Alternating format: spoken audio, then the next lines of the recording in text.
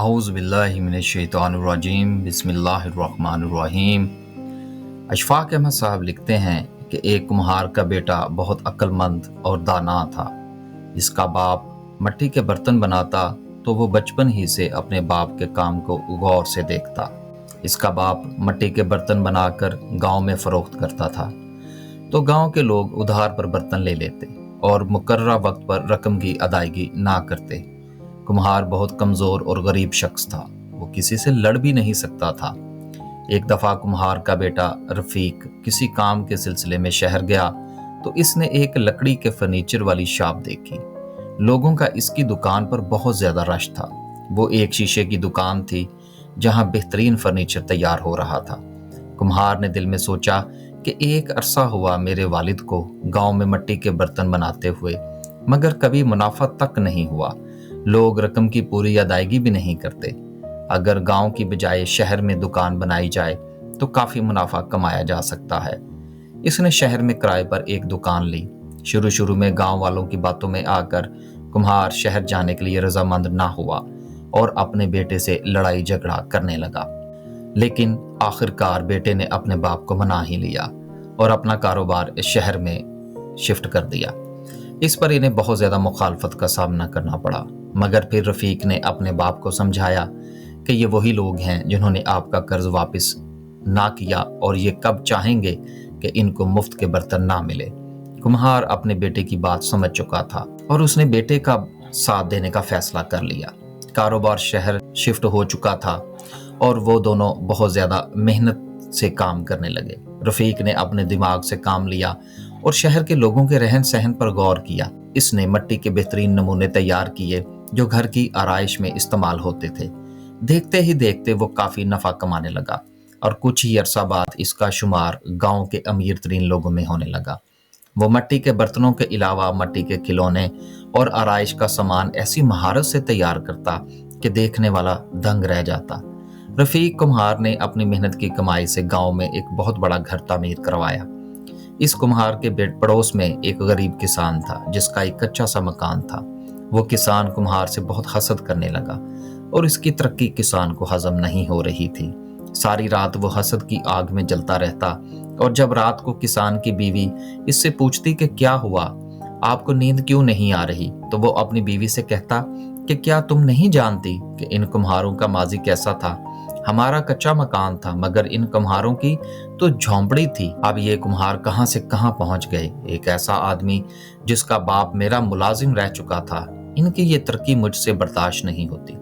मेरा दिल करता है कि इनको तकलीफ दूं या फिर मुझसे दूर चले जाएं, मगर इन्होंने तो हमारे घर के सामने ही आलीशान घर तामीर कर दिया है। बीवी ने किसान को समझाने की कोशिश की तो उसने बीवी को एक थप्पड़ रसीद करते हुए कहा कि अपनी जुबान बंद रखो और अगर मेरे घर में रहना है तो जैसा मैं कहूं वैसा ही करना। वो देहाती कुम्हार को मुख्तलिफ तरीकों से सताने लगा।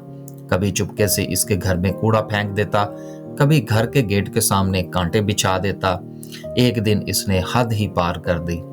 अपनी बीवी से कहा कि भैंस को फिलहाल भूखा रखो, फिर जब भूख से मरने लगे तब इसे हद से ज्यादा चारा खिलाया। फिर रात को अपनी भैंस कुम्हार के घर के गेट के सामने बांध दी। सुबह ही वो भैंस अपने घर ले आया। कुम्हार सुबह उठा तो देखा कि घर के सामने गोबर का अंबार लगा हुआ है। उसे मालूम था कि ये हरकत किसकी है, मगर वो खामोश रहा और इसे कुछ न कहा। खामोशी से घर के सामने सफाई करने लगा। किसान ने जब देखा कि कुम्हार की तरफ से कोई रद्द अमल सामने नहीं आया तो इसने मजीद तंग करना शुरू कर दिया। इसके घर में गंदे अंडे फेंकने और गेट के सामने खारदार झाड़ियां रख दी। कुम्हार सुबह खामोशी से शहर में अपनी दुकान पर चला जाता और जब वापस आता तो इस किस्म की चीजें उसे देखने को मिलती। एक दिन कुम्हार जब वापस आया तो किसान और उसकी बीवी बच्चों के लिए बहुत सारे फल फ्रूट ले आया। इसके अलावा बच्चों के लिए सिले सिलाए कपड़े और जूते भी ले आया। कुम्हार ने किसान के दरवाजे पर दस्तक दी तो किसान ने समझा कि आज तो कुम्हार मुझसे लड़ने आया है, मगर किसान की हैरत की इंतहा न रही जब इसने कुम्हार को फलों और बाकी सामान के साथ दरवाजे पर देखा। कुम्हार ने कहा, ये फल और फ्रूट तुम्हारे लिए हैं, ये कपड़े और जूते बच्चों के लिए। किसान ने हैरत से कहा, ये जानते हुए भी कि मैंने तुझे अजियत देने में कोई कसर नहीं छोड़ी, तुम ये सब हमारे लिए ले आए। कुम्हार ने कहा, तुमने मुझे वो कुछ दिया जो तुम्हारे पास था, जो नफरत तुम्हारे दिल में मौजूद थी, मगर मैं तुझे वो दे रहा हूँ जो मेरे पास है। मेरे पास तुम्हारे लिए नफरत नहीं बल्कि मोहब्बत है। मेरा बाप तुम्हारा मुलाजिम रह चुका है, इस घर का नमक खा चुके हैं। मैं तुझे किसी किस्म की तकलीफ या अजियत नहीं दे सकता।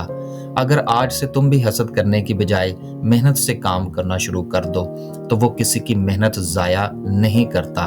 वो बड़ा गफूर रहीम है। तुम मेरे बड़े भाई जैसे हो। अगर किसी किस्म की मदद की ज़रूरत हो तो तुम्हारा ये भाई हाजिर है। किसान कुम्हार के ये अल्फाज सुनकर बहुत शर्मिंदा हुआ और अपने किए गए बुरे सलूक की माफ़ी मांग ली। हसद एक आग है। अशफाक अहमद साहब फरमाते हैं, हसद करने वाले की सबसे बड़ी सज़ा यही होती है कि वो इसी आग में जलता रहता है और उसके दिल को कभी सुकून नहीं नसीब होता। मेहनती अल्लाह ताला का दोस्त होता है। अगर इंसान किसी भी कारोबार को खलूस नीयत से शुरू करे और इसके हलाल कमाने के लिए तगोदो करे तो अल्लाह ताला इसके लिए कारोबार और रिस्क में बरकत अता फरमा देता है। हसद करने से किसी का नुकसान नहीं होता सिवाय इसके जो हसद कर रहा है।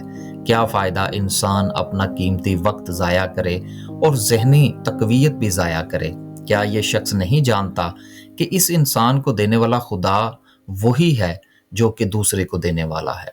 तो हमें कोशिश करनी चाहिए कि हम किसी से हसद करने की बजाय अपने लिए मेहनत करें और उस खुदावंदे करीम से दुआओं के तलबगार रहें ताकि वो हमारी हाजात को पूरा करें। अल्लाह ताला हमें भी लोगों के हसद से बचाए। आमीन सुम्मा आमीन। ऐसी मज़ीद वीडियो देखने और सुनने के लिए हमारे चैनल को लाइक और सब्सक्राइब करें। अल्लाह हाफिज़।